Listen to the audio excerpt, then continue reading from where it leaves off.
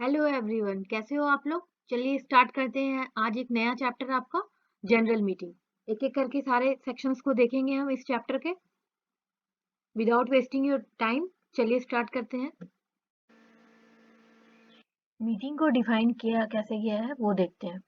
A meeting may be generally defined as a gathering or assembly or getting together of a number of persons for transacting any lawful business।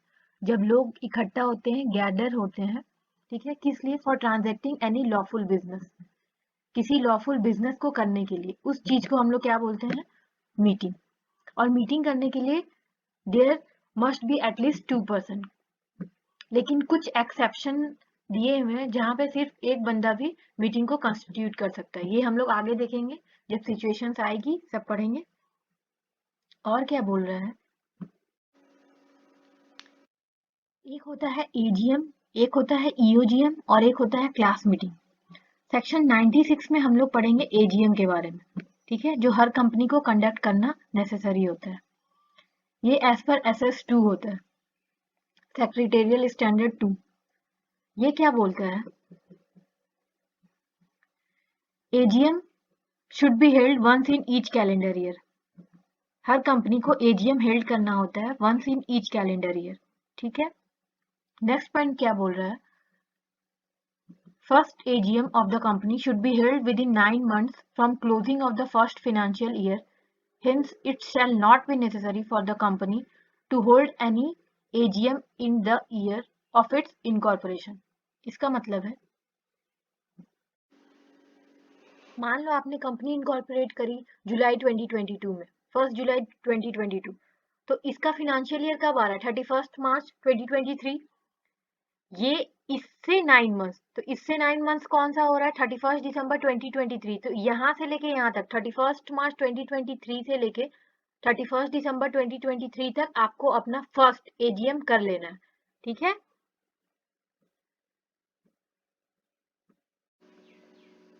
Subsequent AGM में जब आपका financial year close हो रहा है उसके with in 6 month आपको अपना AGM कर लेना है। नेक्स्ट पॉइंट बोल रहा है the gap between 2 AGM shall not exceed 15 month. 15 month से ज्यादा का गैप नहीं होना चाहिए बिटवीन 2 एजीएम। फर्स्ट एजीएम के केस में जब मेरा फाइनेंशियल ईयर बंद क्लोज हो रहा है उसके विद इन 9 मंथ्स कर लेना है।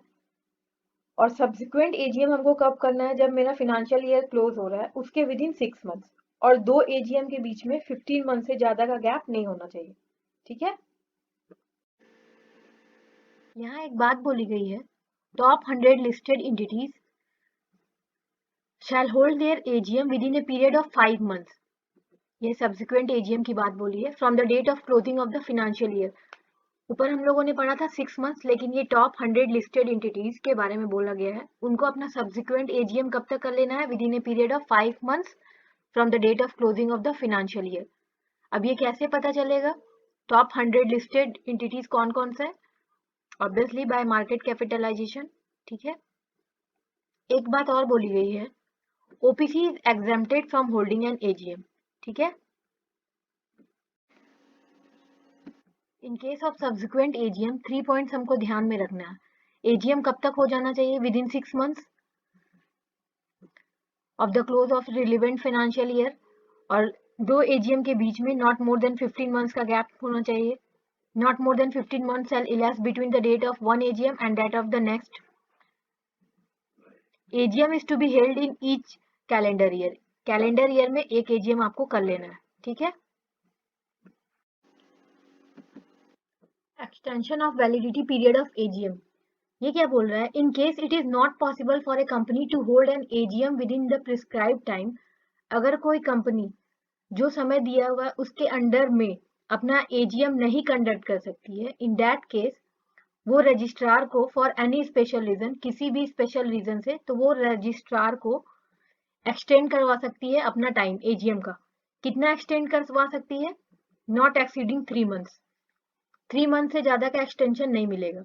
ये सब्सिक्वेंट एजीएम की बात हो रही है।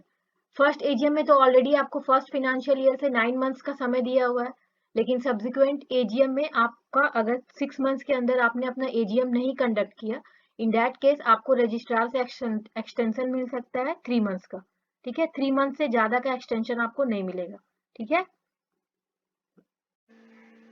No such extension of time can be granted by the registrar for holding of the first AGM. First AGM के केस में कोई एक्सटेंशन नहीं मिलेगा क्योंकि वहां पे ऑलरेडी हम लोगों को ज्यादा टाइम मिल चुका है 9 मंथ्स का। Date time and place for holding an AGM, ये क्या बोल रहा है, एजीएम हम कब करेंगे, हमेशा एजीएम ड्यूरिंग बिजनेस आवर्स होगा, ठीक है, कभी भी नहीं कर सकते, ड्यूरिंग बिजनेस आवर्स में ही हमको एजीएम करना है, बिटवीन 9 AM एंड 6 PM, किसी भी दिन अदर देन नेशनल हॉलीडे, ठीक है, नेशनल हॉलीडे पे हम अपना एजीएम कंडक्ट नहीं करेंगे। अब नेशनल हॉलीडे कौन सा होता है, जिसको सेंट्रल गवर्नमेंट ने नेशनल हॉलीडे डिक्लेयर किया है।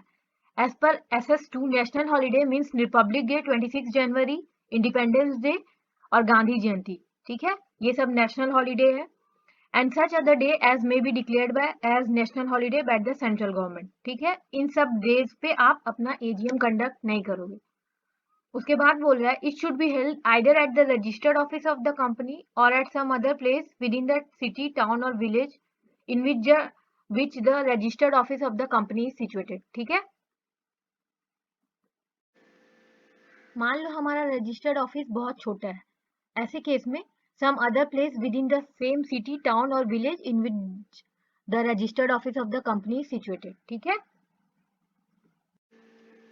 AGM of an unlisted company may be held at any place in India. Unlisted company का AGM कर रहे हैं तो वो हम कहीं पे भी कर सकते हैं इंडिया में।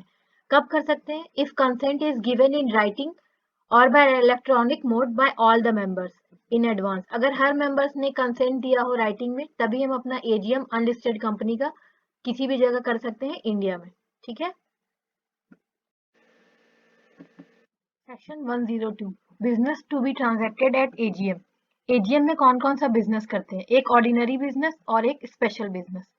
ऑर्डिनरी बिजनेस में 4 पॉइंट्स आएगा, consideration of financial statement and report of the board of directors and auditor, financial statement का कंसिडरेशन और डायरेक्टर और बोर्ड रिपोर्ट, ठीक है। नेक्स्ट है डिक्लेरेशन ऑफ डिविडेंड, उसके बाद है appointment of director in place of those retiring, उसके बाद है the appointment of the fixing of the remuneration of the auditor. ये चारों हमारा ऑर्डिनरी बिजनेस है जो हम हमेशा करते हैं अपने एजीएम में। इन चारों को छोड़ के अगर किसी भी टॉपिक पे हम लोगों को डिस्कस करना है तो वो स्पेशल बिजनेस में आएगा, ठीक है। ऑर्डिनरी बिजनेस के केस में हम सिर्फ एक नोटिस भेजते हैं, लेकिन जब भी हम स्पेशल बिजनेस करेंगे तो नोटिस के साथ हमको एक एक्सप्लेनेटरी स्टेटमेंट भी भेजना होगा, ठीक है। देखिए यहाँ लिखा भी हुआ है, explanatory statement is not required for transacting any items of ordinary business. ordinary business के केस में explanatory statement देने का requirement नहीं है, लेकिन जब हम स्पेशल बिजनेस कर रहे हैं तो हमको explanatory statement देना होगा, ठीक है, नोटिस के साथ। Section 100 EOGM। EOGM हम कब कब कंडक्ट कर सकते हैं, बाय BOD, अगर BOD चाहे तब EOGM बुला सकता है। मान लीजिए कोई इंपॉर्टेंट डिस्कशन करना है और आप उसके लिए वेट नहीं कर सकते हो नेक्स्ट मीटिंग तक, तब आप अपना एक EOGM कंडक्ट करके आप वो इंपॉर्टेंट डिसीजन ले सकते हो, ठीक है। इसको एक एक करके सारा पॉइंट्स हम पढ़ते हैं। फर्स्ट पॉइंट क्या बोल रहा है, by board suo motu the board में whenever it deems fit call an EGM of the company. Board को जब कभी लगेगा कि नेसेसरी है तो वो एक EGM कंडक्ट कर सकती है कंपनी की। An EOGM of the company shall be held at any place in India. India में कहीं भी किसी भी जगह पे वो अपना EOGM कंडक्ट कर सकती है। आगे बोल रहे हैं an EOGM of a company which is wholly owned subsidiary of a company incorporate outside India may be held outside India. इसका मतलब हो रहा है एक ऐसी कंपनी जिसका 100% होल्डिंग आउटसाइड इंडिया है, इन दैट केस वो अपना EGM आउटसाइड इंडिया भी कंडक्ट कर सकती है, ठीक है। नेक्स्ट पॉइंट बोल रहा है एजीएम के केस में हमने पढ़ा था जहां रजिस्टर्ड ऑफिस है वहीं पे करेंगे with in the same city, town या विलेज, लेकिन EGM के केस में ऐसा नहीं है, आप कहीं पे भी कर सकते हो इन इंडिया, ठीक है। नेक्स्ट पॉइंट है, नेक्स्ट पॉइंट बोल रहा है by the board on requisition of the members. अगर मेंबर्स ने रिक्विजाइड किया, मतलब मेंबर्स ने रिक्वेस्ट करा है बोर्ड को कि हे बोर्ड अभी के अभी EGM कंडक्ट करो, तो बोर्ड क्या करेगी, EGM कंडक्ट करेगी। तो किसी भी मेंबर्स के कहने पे कर सकती है, नहीं, यहाँ पे भी दो केस है। In case of company having share capital, वैसी कंपनी जिसके पास शेयर कैपिटल है, तो वैसे members who hold on the date of the receipt of the requisition not less than 1/10 of such paid up share capital of the company, वैसे members जिन्होंने not less than 1/10 of the paid up share capital company का hold करके रखा है, ठीक है, वो चाहे तो बोर्ड को रिक्वेस्ट कर सकते हैं कि आप अपना ईजीएम कंडक्ट कीजिए, कुछ इंपॉर्टेंट डिस्कशन करना है। और वैसे केस में जहां कंपनी के पास नॉट हैविंग शेयर कैपिटल, वैसे केस में वैसे members holding not less than 1/10 of the total voting power, ठीक है। कंपनी हैविंग शेयर कैपिटल के केस में वैसे members who is holding not less than 1/10 of the total paid up share capital of the company, वो करवा सकते हैं।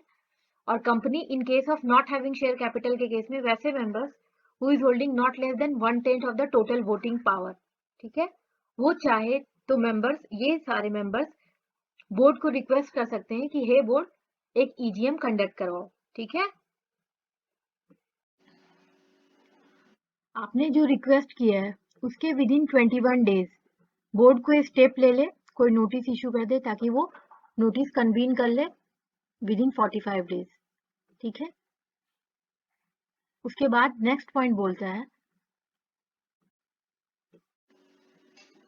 Next point बोल रहा है अगर बोर्ड ने विद इन 21 डेज कोई स्टेप नहीं लिया, कोई नोटिस इशू नहीं करा और विद इन 45 डेज कोई मीटिंग कंडक्ट नहीं हुई, इन दैट केस जो मेंबर्स ने रिक्विजिशन दिया था बोर्ड को, वो जिस दिन उन्होंने अपना रिक्विजिशन दिया था वहां से विद इन 3 मंथ्स में खुद से मीटिंग कंडक्ट कर सकते हैं, ठीक है। बोर्ड ने तो नहीं किया, विद इन 21 डेज कोई भी नोटिस इशू नहीं करा कि भैया हमें एक मीटिंग कंडक्ट करनी है, और उसके विद इन 45 डेज कोई मीटिंग नहीं हुई, तो जिस दिन आपने अपना रिटर्न रिक्वेस्ट दिया है, ठीक है, वहां से विद इन 3 मंथ्स आप अपने से खुद से नोटिस देकर अपना मीटिंग कंडक्ट कर सकते हो, ठीक है। मीटिंग्स को बुलाने में जो खर्चा पानी हुआ है वो हमारे मेंबर्स रिम्बर्स कर लेंगे कंपनी से, ठीक है। और कंपनी किससे रिकवर करेगी वो एक्सपेंसेस, जो फी और अदर रिम्यूनरेशन दिया जाता है डायरेक्टर से, उसमें से, क्योंकि डायरेक्टर्स की गलती है, डायरेक्टर्स को मेंबर्स ने बोला था कि आप मीटिंग को बुलाइए, लेकिन डायरेक्टर्स ने नहीं बुलाया, तभी मेंबर्स ने खुद से मीटिंग कंडक्ट करवा ली विद इन 3 मंथ्स, ठीक है, फ्रॉम डेट ऑफ रिक्विजिशन। तो वो एज ए पनिशमेंट मेंबर्स के फी और रिम्यूनरेशन में से काट लिया जाएगा कंपनी के द्वारा, ठीक है।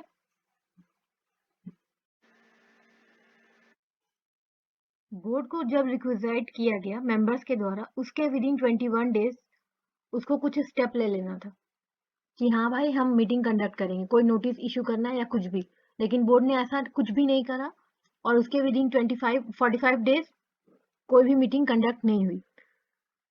तो जो मेंबर्स ने रिक्विजिशन दिया था, जो ऊपर हमने पढ़ा था 1/10 वाले, जिस दिन उन्होंने बोर्ड को रिक्विजिशन दिया था उसके विद इन 3 मंथ्स वो खुद से मीटिंग कंडक्ट कर लेंगे, ठीक है। और मीटिंग का जितना सारा खर्च होगा, जितने सारे भी रीजनेबल एक्सपेंसेस होंगे, वो कंपनी से रिएम्बर्स हो जाएंगे, ठीक है। यहाँ तक हमने देख लिया है।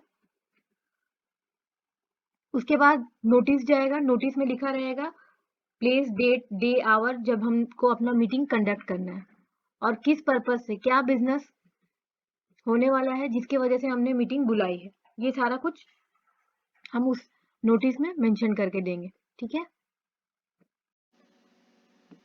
बाय ट्रिब्यूनल सेक्शन 98 ये बोल रहा है ट्रिब्यूनल के पास हम कब जाएंगे, जब इनप्रैक्टिकेबल होगा कॉल करना एक मीटिंग को, ईजीएम को कॉल करना, तब हम ट्रिब्यूनल के पास जाएंगे कि ट्रिब्यूनल एक ऐसा ऑर्डर पास करो जिसके वजह से हम अपना मीटिंग कंडक्ट कर सके, क्योंकि प्रैक्टिकली तो वो पॉसिबल नहीं हो रहा है।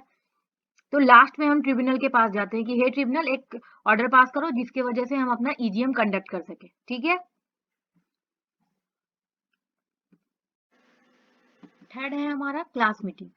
इसमें क्या होता है, meeting of members of a particular class, जैसे प्रेफरेंस शेयर होल्डर की जो मीटिंग हो गई या किसी पर्टिकुलर सिक्योरिटी होल्डर की जो मीटिंग हो गई, उसको बोलते हैं क्लास मीटिंग, ठीक है। उस मीटिंग में उसी पर्टिकुलर क्लास के लोग रहेंगे, ठीक है। Section 101 notice of meeting. A general meeting of a company may be called by giving not less than 21 clear days notice, either in writing or through electronic mode. अगर आप general meeting conduct करते हो अपनी company का, तो आपको सभी को नोटिस इशू करना होगा। नोटिस कितने दिन के अंदर हो जाना चाहिए? Not less then 21 clear days. ठीक है, जब आप अपना मीटिंग कंडक्ट कर रहे हो तो 21 क्लियर डेज बिफोर आपको अपना नोटिस दे देना है। नोटिस कैसे दे सकते हो? या तो राइटिंग से या इलेक्ट्रॉनिक मोड से। इलेक्ट्रॉनिक मोड से जैसे प्रिस्क्राइब्ड होगा वैसे ही देना है।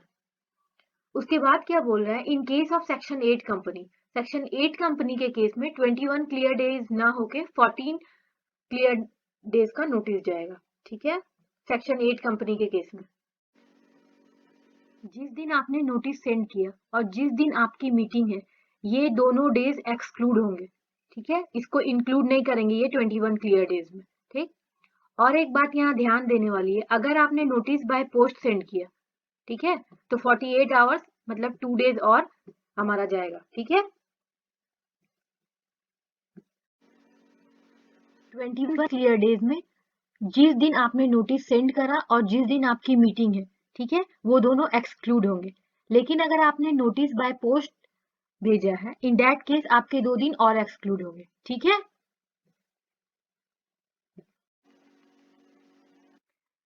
अब ये नोटिस की जो कॉपी है वो किसको किसको भेजेंगे? सिर्फ मेंबर्स को भेजने से तो काम नहीं होगा।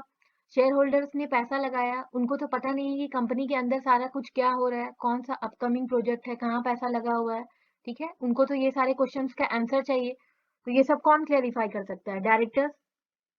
अब देखिए, ये नोटिस की कॉपी किसको किसको जाएगी? एवरी डायरेक्टर को, हर जो बंदा मेंबर है, legal representative of the diseased member, auditor जो हमारा कंपनी का है, असाइनी ऑफ इंसॉल्वेंट मेंबर्स, इन सबको हम अपना नोटिस का कॉपी भेजेंगे। ठीक है, कि नोटिस है भैया, आप लोग सब आओ और मीटिंग अटेंड करो। शॉर्टर नोटिस के केस में क्या लिख रहा है? ए जनरल मीटिंग में be called after giving a shorter notice also if consent is given in writing or by electronic mode by not less than 95% of the members entitled to vote at such meeting। General meeting हम अपना convene कर सकते हैं shorter notice पे भी। ठीक है, कब कर सकते हैं? अगर 95% जो हमारे मेंबर्स हैं उन्होंने अपना कंसेंट दे दिया। ठीक है, इन दैट केस हम शॉर्टर नोटिस पे भी अपना मीटिंग कन्वीन कर सकते हैं, कंडक्ट कर सकते हैं। अगर हमें एजीएम कंडक्ट करनी है शॉर्टर नोटिस पे, तो उसमें 95% जो मेंबर्स हैं उनका हमको कंसेंट लेना होगा। ठीक है, not less than 95% in case of AGM. ठीक है, in case of any other general meeting, AGM के अलावा आप कोई जनरल मीटिंग कर रहे हो, ईजीएम अगर कर रहे हो, ठीक है, शॉर्टर नोटिस पे, और उस कंपनी के पास शेयर कैपिटल है, उस केस में majority number of members entitled to vote and who represent not less than 95% of such part of the paid up share capital of the company as gives a right to vote at the meeting। इसका मतलब हो रहा है, इसका मतलब है 91% paid up share capital वाले members in majority अगर वोट कर देते हैं तो हम अपना अदर जनरल मीटिंग कंडक्ट कर सकते हैं in case of company having share capital. ठीक है, 95% पेड अप शेयर कैपिटल वाले मेंबर्स इन मेजॉरिटी अगर अपना कंसेंट दे देते हैं तो हम अपना अदर जनरल मीटिंग कन्वीन कर लेंगे in case of company having share capital. वहीं क्या बोल रहा है दूसरा? Having if the company has no share capital, अगर कंपनी के पास कोई शेयर कैपिटल नहीं है, ठीक है, in that case not less than 95% of the total voting power exercisable at that meeting. इसका मतलब है वैसे मेंबर्स जिनके पास 95% वोटिंग पावर है वो अपना कंसेंट देते हैं, तो शॉर्टर नोटिस देके हम अपना मीटिंग कंडक्ट करवा सकते हैं in case of company having no share capital. ठीक है, वीडियो अच्छा लगा तो लाइक शेयर और सब्सक्राइब जरूर कर दीजिएगा। Thank you, keep supporting.